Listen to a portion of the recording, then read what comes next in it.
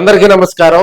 పులివెందుల తర్వాత 2019 ఎన్నికల్లో మరి అంత భారీ స్థాయిలో గెలిచినటువంటి వైసీపీ స్టేట్ లోనే భారీ మెజారిటీతో గెలిచినటువంటి నియోజకవర్గం గిద్దలూరు నియోజకవర్గం.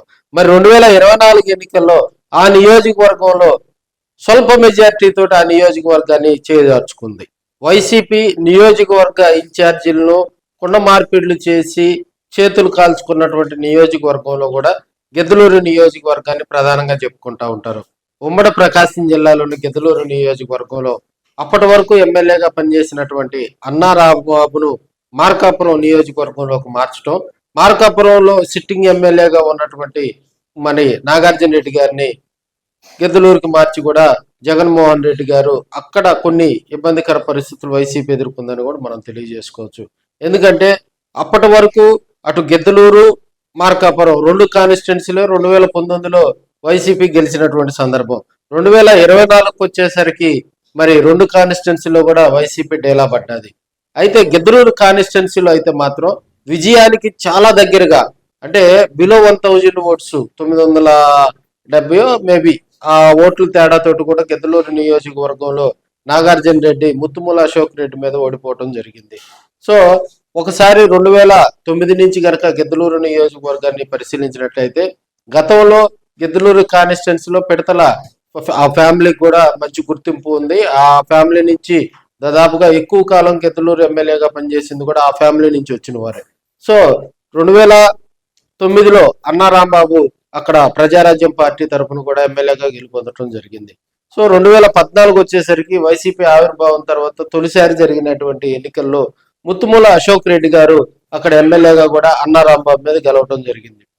అప్పుడు వైసీపీ స్టేట్ లో ఓడిపోవడంతో 2019 నాటికి మరి అన్నా రాంబాబు వైసీపీలోకి రావటం, ముత్తుమూల అశోక్ రెడ్డి తెలుగుదేశం పార్టీలోకి వెళ్ళటం జరిగింది. 2019లో జరిగినటువంటి పోరులో పులివెందుల తర్వాత కూడా మరి వైసీపీ అన్నా రాంబాబు గారు మరి గిద్దలూరు నియోజకవర్గంలో జగన్మోహన్ రెడ్డి గారి తర్వాత స్టేట్ లోనే భారీ మెజార్టీతో అక్కడ చరిత్ర సృష్టించినటువంటి సందర్భం.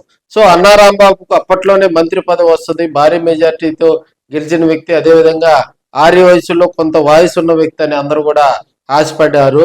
సో లాస్ట్ మినిట్ లో కూడా ఆయనకు మొండి చేయి చూపించడం జరిగింది. 2024కు వచ్చేసరికి అన్నా రాంబాబును మార్కాపురం ఎమ్మెల్యేగా ఉన్నటువంటి నాగార్జున రెడ్డిని గిద్దలూరు కాన్స్టిట్యున్సీకి తీసుకురావడం జరిగింది.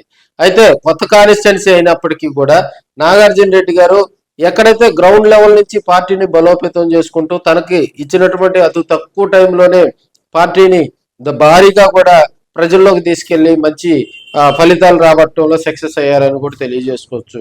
మేబీ 1000 ఓట్స్ లోపు ఓటమి చూసిన తర్వాత కూడా 2024 తర్వాత మరి కుండ మార్పిళ్లుగా ఉన్నటువంటి ఈ రెండు నియోజకవర్గాల్లో అన్నా రాంబాబును మళ్ళీ గిద్దలూరు నుంచి నాగార్జున రెడ్డిని మార్కాపురానికి తీసుకొస్తారని ఒక ప్రచారమే సాగింది. సో ఇప్పుడున్న పరిస్థితుల్లో కూడా వారిని మార్చే పరిస్థితి లేదని వైసీపీ అధిష్టానం అయితే చెప్తా ఉంది.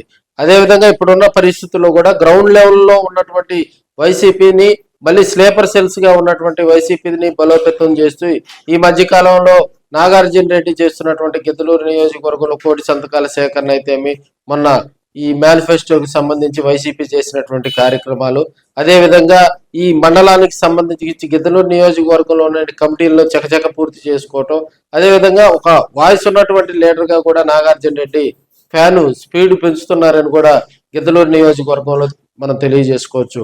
అన్ని అనుకూలిస్తే గిద్దలూరు కాన్స్టిట్యున్సీలు కూడా ఈసారి వైసీపీ మరి ఫ్యాను స్పీడ్ అందుకుందని కూడా అక్కడ ఉన్నటువంటి రాజకీయ విశ్లేషకులు అయితే చెప్తా ఉన్నారు. ఇద్దరు రెడ్డి సామాజిక వర్గానికి సంబంధించినటువంటి వ్యక్తులే కాబట్టి రాబోయే రోజుల్లో వైసీపీ ఫ్యాన్ స్పీడ్ కూడా గిద్దలూరు కాన్స్టిట్యున్సీలో జోరందుకోనుందని కూడా అక్కడ ఉన్నటువంటి రాజకీయ విశ్లేషకులు అయితే చెప్తా ఉన్నారు.